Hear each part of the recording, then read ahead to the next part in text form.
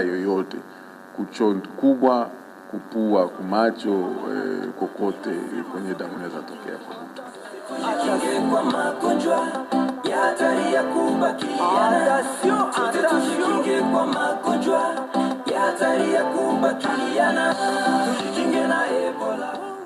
Ndio tumekwisha kusikia kuhusu ugonjwa wa Ebola. Wanatuambia kama mtu anapandisha moto, anatapika, anavuisha damu kwa shimo fulani zinalopatikana kwa mwili na ana diare, inaomba kumpeleka mbio kwa kituo cha afya cha karibu. Kufuatana na ile magonjwa inafaa tuzikaze sana kusiwe wa chef d'avenue kama unavumbula there that might help them.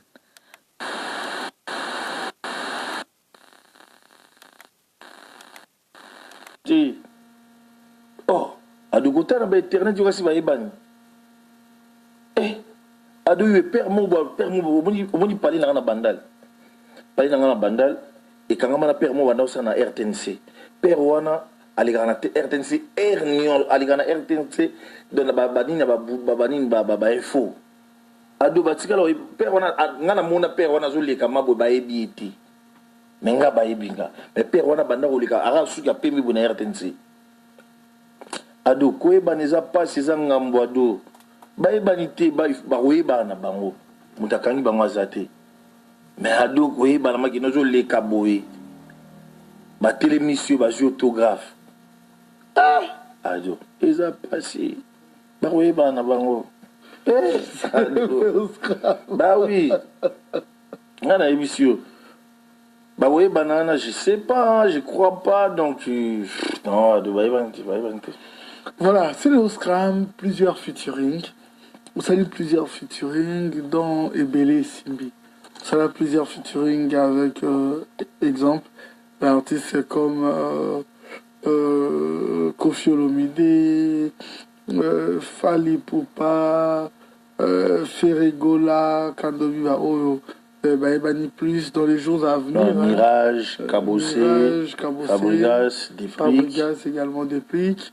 Dans les jours à venir, si tu vas nous dévoiler, sûrement avec Héritier Watanabe, J.D.T. Moulopoué et tant d'autres dans les jours à venir. Mais tout en allant au Bissotomona, featuring Nini Ponayo et Simba, premièrement, première question en anglais.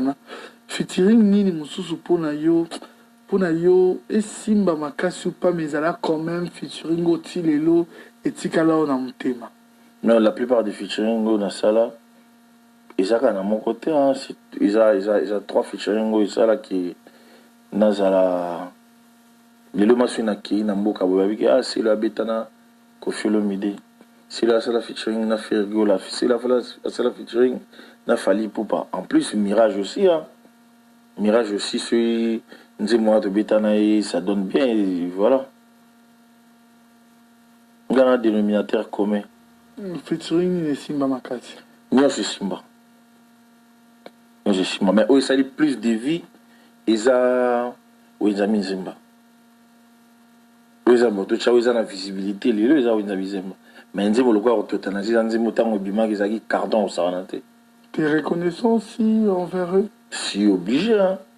Mouta Longo Nanda Vunaye, à Soukola Lati, à Yembelio, au PC dans son maïka et Romela, à Baluka Kei, chose à reconnaissante. C'est mauvais na part na yo azara reconnaissant na bango ba tout oyo baya na invita baya ba yembelanga na toujours reconnaissant na bango sauf car qu'ils arrêtent surtout na ba bif parce que il y a tellement de représailles au ngai n'acceptera te mais na reconnaîtaka ba talent na bango na reconnaîtaka ba chance na bango baya to kabola biloko Simba et puis voilà. Mais tant que je suis représailles indésiko awa les armes donc ça dit que Poutine 3e puissance donc ça dit grande puissance et les gata mukite pour nga yo moniado nga banda déjà ko boire ba cri oyo kaka kino indicatolo André Kimbuta na bana ve fuka matana Kinshasa we andi matole yango muti sala kino Olympia quartier latin ils ont makambo écrit dans la sikoyo na époque on a 95 déjà na boka na mboshi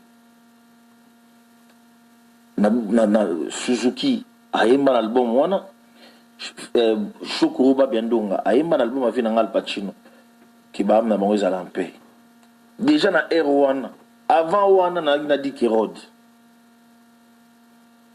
yango muna pour représenter les cas na kokate que non un débutant est parvenu au jeu succès lelo après combien de temps biso de joie oui il a représenté non là donc c'est dire supporter en ta moquette qu'est-ce qui fait en sorte que parmi featuring 3 ou 4 et Simbi et Simba des codes dans un bon featuring attends à misusu peut-être ça mais au fin ça toujours par Kobe bana la fin ça Kobe bana tezani au monde congolais nous a clair dans le si nous un peu et ça running et ça qui non congolais soko selna eloko soki yazana moto alinga comme ça on dirait bouclier s'il vous plaît alors comme ça est-ce que là comme sur le non moi généralisé mandine non tant au congolais généralisé au chef artiste dans les autres na chef artiste nyonso c'est-à-dire artiste musicien congolais soki boyembi na ye ngi toki ndi tout droit bal pe na yokate vina Jean Goubal invalidé qui la force ça la naé donc nzamba sungaye bazung ça va bien en gros c'est quoi bateau to yemba na bango na ba auto beba na bango ezani ezaki yo lingo tambusanga selon yo ngana kolinga ngoti na bengaki yo osunganga osulinga to yembi mais na ko koma mungamba na yo te pour nga mère nanga abotanga te pona zala mungamba ya moto est-ce que ça se passe comment ça se passe dengeni to yembi to yembi to ba master na le na télévision omoni nani ayembelinga vraiment yesiko na wana ko mozongo neti muto wana komi c'est-à-dire komi kosise mabe ya ba congolais yango wana so za lupemba moi batenet ba c'est or quand tu dis ba congolais c'est ça aux généraliser peuple mo côté non contredire yo wandambo ya maloba mabe ba collègue na ngai mabe ya ba collègue na ngai yango wana oyembi na ye alinga commissionneti malanda moko boye nga siko na sipela na nga ngote yango ngomonaka ke soki toyembi soki oyelinga show na oyela o show parce que tant toyembaka du calme biloko simbi mais so oyelinga show monaki non ekomela biso show après ou olinga na tambola selon matambe na yo koya na hotel. Les cas pour faire c'était quel cas? Les cas pour faire moi j'avais la rage parce qu'il est venu ici en Europe alors que c'est un pote un ex qu'on s'est quitté.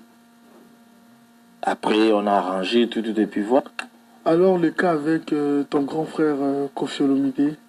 Le cas avec Vinabiso Rambozaïki, Naïmana, 2 sœurs Nabiso Pamela, Namon comme si on avait communauté. Mimela Bangunga comme Mimela et pas Guilin Tamba. Na pesa moko $100 va imbelanga. Tant on a découvert que Pamela a un thème vocal moko boy. Le quoi on a séparé rapide na Sinji, presque le même thème, thème na meje, na préféré qui na zoaye pour tout ça ne featuring. On s'est fait nani? Sinji meje. Na oyemba na ye. Et ça problème de na séparé na bango. Bah oui. Baba sert nanga. Bon, yo benga sim c'est les casse. Donc en gros c'est ça. Tant on a yembi na serwana via Timeli après via Liadan. Koli Liadan mo comme sous na okita na Congo web na moni vieux. Ah salut vieux. Via nyatanga maman la benko. Ka salut vieux nyatanga maman benko. Ah elo ronin. Des journalistes moi toi gna ku kuna va via bengo complexé bani tout yo talo mbisi petit toana ay mana mouvement. Ah ngape jour na uti mikili na ye. Quand on a même émission, on s'est croisé, on a tapé vieux cara. Et puis voilà, il est canignon, et puis voilà. Comment qui t'es pas dans les arrêtés? Ado, comment qui dit ça? Respect à réciproque pour dans la vie. Il n'y a pas mieux que les respects. Il n'y a pas mieux que les respects. Oui, la vie, ado, n'est aux araboui. Ce que vous avez dit, na mbula na yo, vous allez mongamba ya batu. Il faut tambola na mutu na yo. So tambola mbula na yo. Ozala mongamba ya batu en esprit. il faut autant bolakana mbula il faut autant bolakana na tête na yo. Na vous poser un exemple, Lenny Bidens. Lenny souvent il m'appelle tonton parce qu'il a un grand frère naï. Mais dans l'ère à boulot, le coup la tête na une machine ils ont ça là, je dois les respecter. Je sais pas si vous comprenez un moqué. C'est ça n'enga tambola na vie. Mais je respecte tout le monde. Et n'a banga mon tout. Alors le cas avec Fali. Le cas avec Fali c'était quoi? Jackie c'était quoi? Il y a en gros, il y a plein de choses. Il y a plein de choses, frère. En gros, il y a des équaliser en Kanza, baba petit non. Bah aussi Miki, il va m'élever dans mon basket, moi chaussette, au vent il besoin de parler. Bah le est déjà en mouvement. Bah bengi na fina biso gazula te ni yemba na mo bengi kan ya bengal. Ayebisi ba chiba. Kenenge nini? Master ba equaliser na Kanza wana. Na mona ka suita sombela bino atelo na boîte. Na mona ka pesu boko zina ete. Ngape bu eko komelinga. Pokune zaka pu ebeti pu ekoti dans sa dit to yeba na biso makamo. Diko ça qui no jour musus na okinde na que je son auto emba il faut to mana via oui le na besoin na ndiaye. J'arrive là-bas na moni chiba. Il a tourné les deux, j'ai vite compris. Dans la côte, mono dilasso à Kanga porte. Maintenant, on a accédé dans le quartier à Guité. On a dit que on a vu un bilan de ni. Et puis ça m'a fait voilà, ils ont dit ils pas patron à Bangote. On n'est pas bafungola pas na qui n'a récupéré ni n'a donc ça qui consigne oyo Faustin Rolando. Après ça il n'a pas bandimina et puis va exécuter comment puis voilà. Si vous avez ça muta bongo, les fonds c'est délai tina niveau. C'est le tout à l'heure bon monde moral bon je sais qu'il y a musique mais bah tout le monde va réfléchir, le roi na université, le roi na place mon exemple. Ndeni bolo bango facilement et qui ezongeli biso sans preuve yonde baloba entourage ba artiste ya mais bon je vais avec ba kosakio de l'autre côté je ba kosai bango donc mais au moins ndeni ba kosiko chiba aza frère nanga na kutani chiba so to kutani na les clubs a prise moi loko chiba so asana day moi loko Jobel auta kobota na PC loko ba musicien na été ba utara ba yaka na qui son âme repose en 1m50 valise il y a 32 kilos tout na mettre ni manix a oui ça yo bilo na auté na Suisse pour ba master ba na mai na biso bandal ba master biso ba kimate surtout la plupart des musiciens na pesa valise 1m50 takina otika na nière na hôtel mon anière comprends un peu na si vous me ramenez le beau ils ont comment non comprendre et pour non comprendre pour nani pour non comprendre comprendre parce que bando zo expliquer biso et ça makamo boye c'est-à-dire oye l'Obama est boye concrètement bon pour arriver à un niveau t'es exemple par exemple pour arriver à un niveau t'es en général hein qui est ça ne va pas bobengani pour bozo bobengana ado qu'il y a un souci ceci c'est là comment vous arrivez pas à ces niveaux parce que incompétence comme ça la binoke la plus grande hypocrite de la musique à Congo c'est des artistes congolais. La plus grande hypocrite dans le Congo c'est des artistes congolais. A gauche c'est qui ça yo mais na manette ya makamusus. Yona beaucoup piango sko wapi ngana kopia nda bota na banda kuna bino ngana zalaka frère na bino mais neni to komika artiste ngana zalaka frère demande héritier jour oyo azoluka ba numéro ya ba musicien pour na makambo ya papa Chichi il m'a demandé numéro ya songolo na PC numéro atuninga afrika uzaka na ba numéro ya ba musicien yo na bisi na zaka na